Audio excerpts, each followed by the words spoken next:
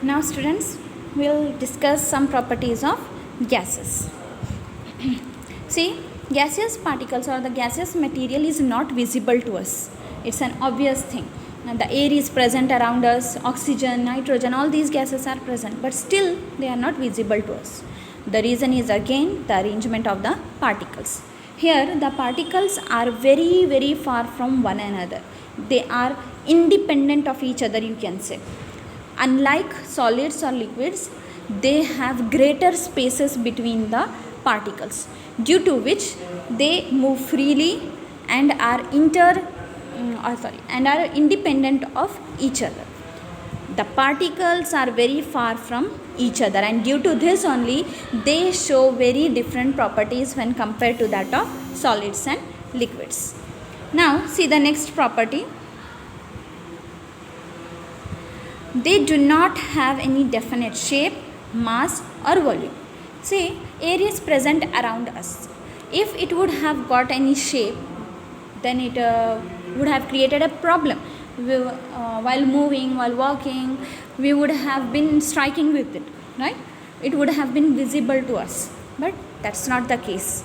It is not having any shape, not having any mass or volume, and is all because of the arrangement of the particles. The particles are scattered, they are spread in such a manner that they do not focus their weight, they do not focus their mass on any one point.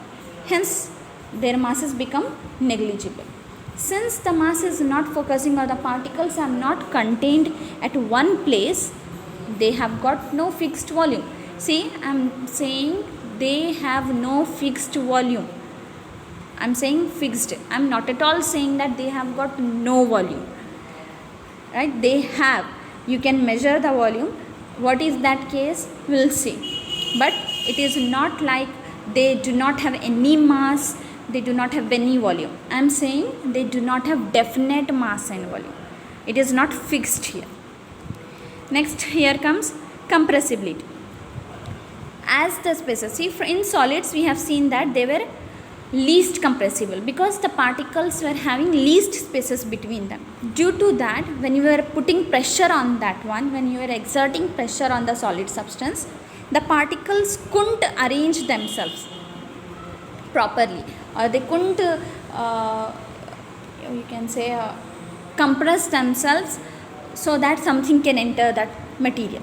Whereas in case of liquids, we have seen slightly more spaces are there. To some extent they can be compressed, but here in gases, as more and more space is present here, they can be compressed much. They can be compressed more than that of solids and liquids. Hence they are considered as highly compressible state of matter, where by compression, by putting a lot of pressure, by exerting pressure, you can convert a gaseous material into liquid material. By compressing them, by compressing the particles, molecules of that gaseous material, we are making them come closer. Due to their closeness, all the particles come together, they become very closer and get converted into the liquid form of that material. But you cannot convert it into solid form. You cannot create that much force of attraction between the particles that it can become solid. Though it is possible in some cases, but still most of the times we convert gaseous material into liquid material by applying or exerting a very high pressure. Next, they show diffusion. Solids are rigid, liquids show fluidity, they can flow. In the same manner, gases show diffusion property, where in the form of particles, in the form of small gaseous particles, they move from one point to another point. For example, incense sticks, agarbatti, incense sticks. You will light it up and you will put it in one corner, then the smell goes, or it can be the fragrance move in the whole room. It can be smelled at every corner of the room. Similarly with perfumes. So how is it happening? Are the particles having legs that they can locomote? No. It is because of the light weight of the particles and their nature to move along with the wind. Due to that only you can smell perfumes, hot food, incense stick and other smells reaches our nose. Examples of gases are oxygen, nitrogen, hydrogen, air, which is a mixture of gases, and several other substances. Next, here one question comes that if gases do not have volume, which I have told, the exceptional cases I'll explain here. Gases do not have volume, but what about a balloon?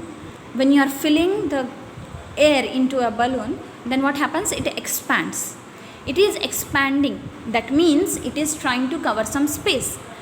As per the nature of the gases, they are very far from each other. So as you keep filling the balloon with the gas, with the air there, then it starts expanding, and that expansion shows that it has got some volume, and due to that only it has got some negligible mass, thus gases is included under matter. Next case is gas cylinders. Here gas cylinders, we usually consider that they are filled with gases, but no, here the material is compressed. That substance, the gaseous material, is compressed to such a high pressure that it gets converted into liquid, and that liquefied form of that material is filled into the cylinders.